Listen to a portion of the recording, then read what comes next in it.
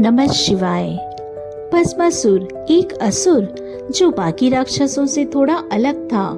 वह न केवल शक्ति पाना चाहता था, अपितु वो अजर अमर होना चाहता था और इसके लिए उसने चुनाव किया भगवान शिव को प्रसन्न करने का रास्ता।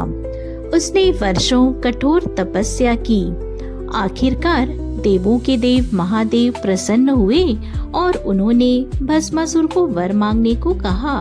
और तब भस्मासुर ने मांगी वह शक्ति जिससे वह जिसके भी सिर पर हाथ रखे वह तत्काल भस्म हो जाए।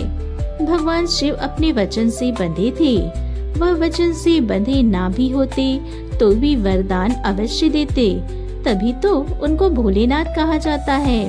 भगवान ने अपना हाथ उठाया और कहा, तथास्तु, ऐसा ही होगा।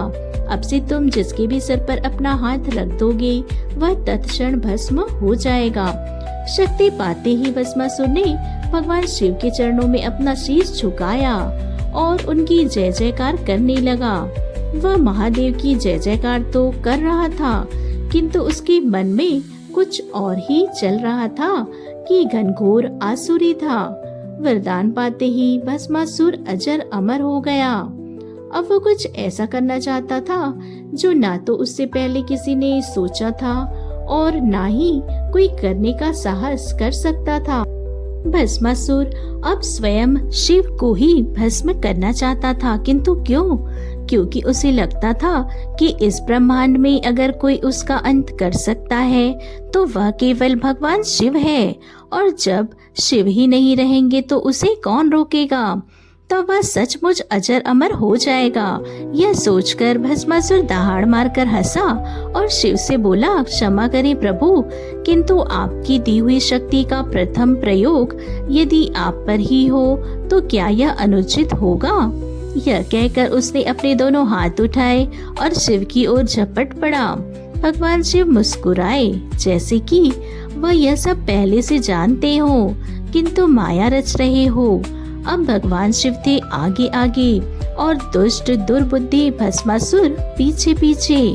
यह भी क्या अजब माया थी, जिनसे स्वयं काल भी डरता था। वह सारे ब्रह्मांड में एक राक्षस से भाग रहे थे। यह दृश्य देखकर सारे देवता घबराए हुए थे। वे जानते थे कि यदि भस्मासुर ने भगवान शिव के शीश पर हाथ रख दिया तो अपने वरदान की मर्यादा रखने के लिए शिव स्वयं भस्म हो जाएंगे। एक तरफ शिव धरती से आकाश, आकाश से पाताल भागे भागे फिर रहे थे, तो वहीं दूसरी तरफ भगवान श्री हरि शेष सैया पर लेटे मुस्कुरा रहे थे। वो जानते थे कि इस कठिन समय में उन्हें ही महादेव की सहायता करनी होगी, किंतु यहाँ बल नहीं बुद्धि का प्रयोग करना होगा। भस्मासुर को शक्ति नहीं युक्ति से हराना होगा, और उनके पास इस अवसर के लिए एक अद्भुत युक्ति थी। और तब भगवान विष्णु ने धरा मोहिनी का रूप। मोहिनी का रूप धारण करके भगवान विष्णु भस्मासुर के रास्ते में जा खड़े हुए। मोहिनी का जो रूप था स्वयं शिव को भी मोह ले। उससे भस्मासुर कैसे बच सकता था? यह महादेव को भूलकर मोहिनी के पास आ पहुंचा और प्रणय निवेदन करने लगा।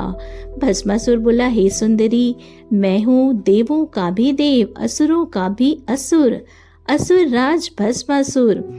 मेरी शक्ति के आगे देव, दानव, मनुष्य क्या महादेव तक नहीं ठहर सकते हैं। मैं ऐसा बलशाली हूँ, किंतु तुम्हारे रूप के आगे मैं विवश हूँ। क्या तुम मुझसे विवाह करोगी? मेरा प्रेम निवेदन स्वीकार करोगी? मोहिनी सुन मुस्कुराई और कहा, मैं तुम्हारे बल वैभव से प्रसन्न हूँ, किंतु मुझे पाना सरल नहीं है। यदि तुम मुझे पाना चाहते हो तुम्हें अपना प्रेम सिद्ध करना होगा। तुम्हें मेरे साथ ताल से ताल मिलाकर मेरी ही भांति नृत्य करना होगा। क्या तुम ऐसा कर सकती हो? यदि तुम मेरी भांति नृत्य कर सको तो मैं तुम्हारी हो सकती हूँ। बस इतना तुच्छ कार्य मैं समझा था। तुम मुझसे इंद्र का सिंहासन मांगोगी, पृथ्वी का साम्राज्य मांगोगी, किंतु तुमने मांगा भी तो क्या? मैं तुम्हारे प्रेम में हूँ, इसलिए तुम जैसा चाहोगी प्रिय वैसा ही होगा। प्रारंभ करो अपना नृत्य और देखो मेरा नृत्य कौशल। अगले ही पल भस्मासुर मोहिनी के ताल से ताल मिलाकर उसी की भांति नृत्य कर रहा।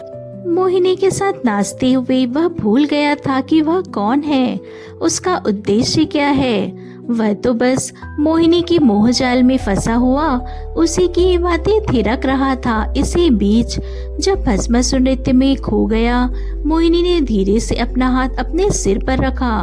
भस्मासुर ने भी वैसा ही किया और अगले ही पल भगवान शिव को भस्म करने वाला भस्मासुर स्वयं भस्म हो गया।